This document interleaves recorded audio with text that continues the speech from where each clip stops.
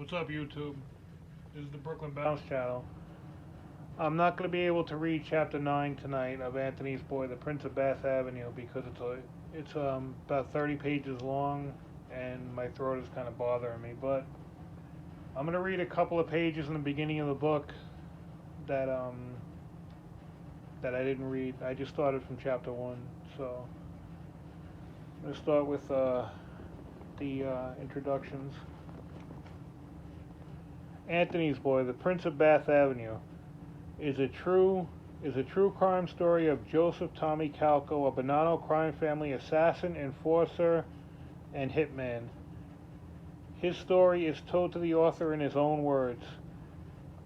The perimeter scratches of his life were recorded in the newspapers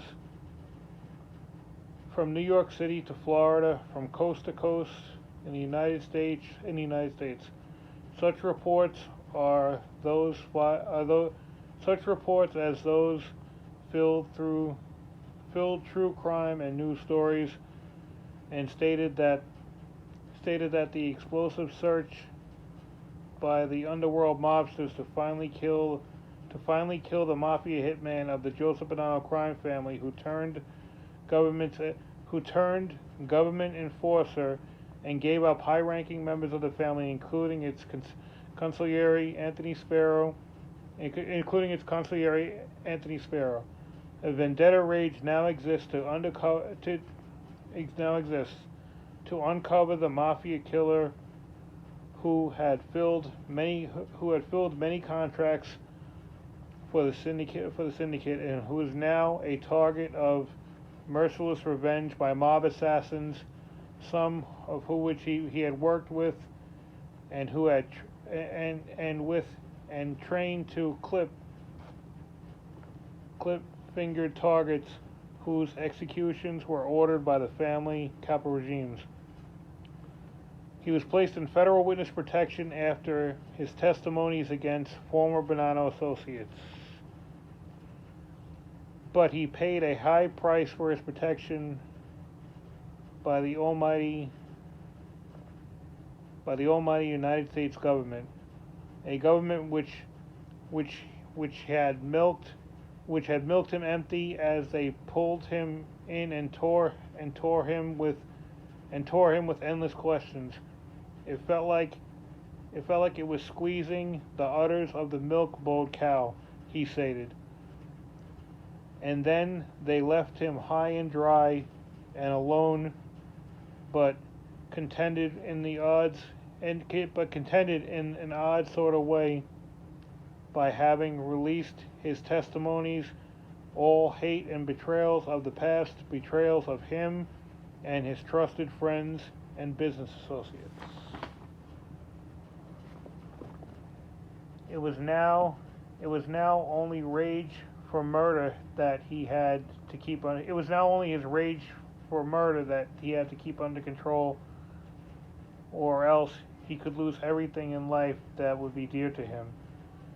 He had to stay clean in order to stay outside the brutal, cruel walls of maximum security prison, where he would most certainly be savagely slain just to make a stiletto point in what happens to traitors, and to happens to a traitor when he turns rat. It is in his dreams he could see his slain body hanging from a shower upside down as his life poured out onto the shower floor. He had nightmares most nights as he saw the past, present, and future swirl down the prison drains. Joey Calco tried hard to go straight. After he was hidden in federal witness protection, he opened up a pizza restaurant with his family members by pooling their resources. The ownership of the pizza place was in his mother's name, Giuseppina Calco. Goomba's Pizza loudly proclaimed a bright red and green and white sign of Italian colors in front of a pictured window and storefront in his new, quiet, subdued and crime miserly Florida community of Palm Coast. He had argued at his plea that he would need to be allowed to carry a gun for his protection against mafia enemies who would sure try to stuff him into a wood chipper. His request was denied, and he stated that his request was denied, and so he stated in his new life, stripped naked of the one thing of value that kept him alive and his business for the family for the most of his life. To have a gun was to have his life and soul in his hands. To deny him the right of self-defense was to sentence him to death in cruel and unusual punishment committed by the Constitution of which was the United States. He had constitutional rights and wanted all of them at his side with a gun in his hands. In his mind, his right to bear arms was denied to him. Following his release from prison, and after his testimonies had brought down a strong Roman legion arm of the Bonanno crime family, he now peacefully made pizzas and calzones in his ovens and took cash and made change in the cash register, under which quietly lay the only savior he had ever known, a reincarnation of his many favorite handguns types, not the 9mm, Beretta pistols, automatic NATO standard, which he had liked, but the 9mm Luger pistol, which was a cold gun. If he got caught with his savior, he would be returned to the hell of prison, where he would surely be shivved with a pointed handle of an otherwise inconspicuous prison issue toothbrush. He knew his pistol, his savior, could get him cast into a deeper hell that he had even known, even deeper and more painful than being thrown headfirst into raging fires of his pizza brick ovens. Things moved along uneventfully for Joey Calco until fate brought him face to face with the night of the calzone. Then all hell broke loose, and the New York City mafia ears picked up like ears of a leopard. Then began the hunt.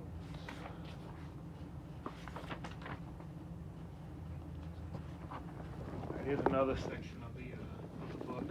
That was a separate section. This is I'm no angel. I never was, except for the time before I was born. Somewhere between birth and 12 years old, I lost my angel wings. That's when I was part of the apartment break-in burglary in my neighborhood of Bensonhurst, Brooklyn. My neighborhood was unoccupied. My neighborhood was occupied by an army of New York City mafia families. Consisted of the Gambinos and Lucchese's, Colombos, and my family, the Joseph Bonanno family. I didn't see too much of the Genovese family, but I'm sure they were there. I knew a lot of wise guys when I was growing up, and I was especially around the Bonannos because the consigliere of the family was Anthony Sparrow. He went on to becoming an acting boss of what we call the Don of the family.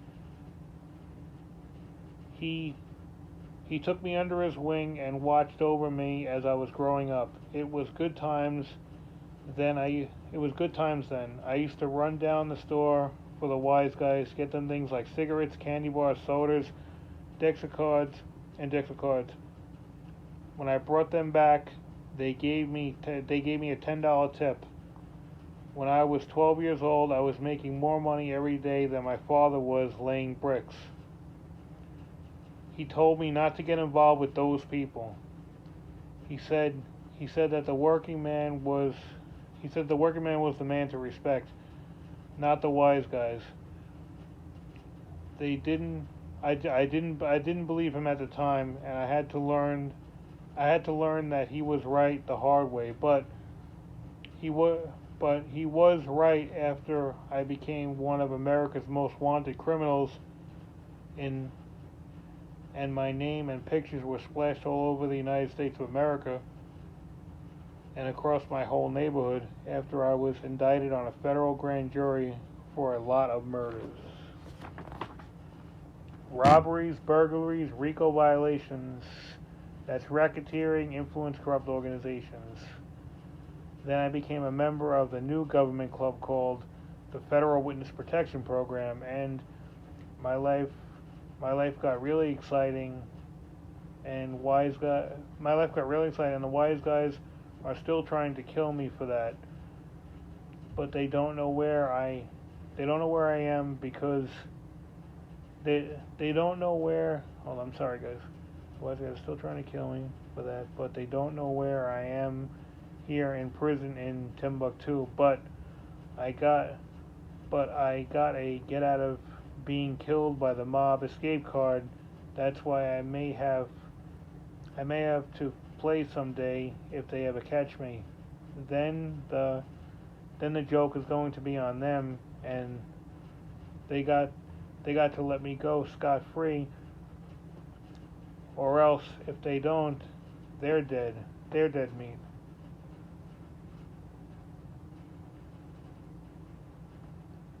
Read on if you have the guts, but watch your back, because when they come for me, you might get in the way.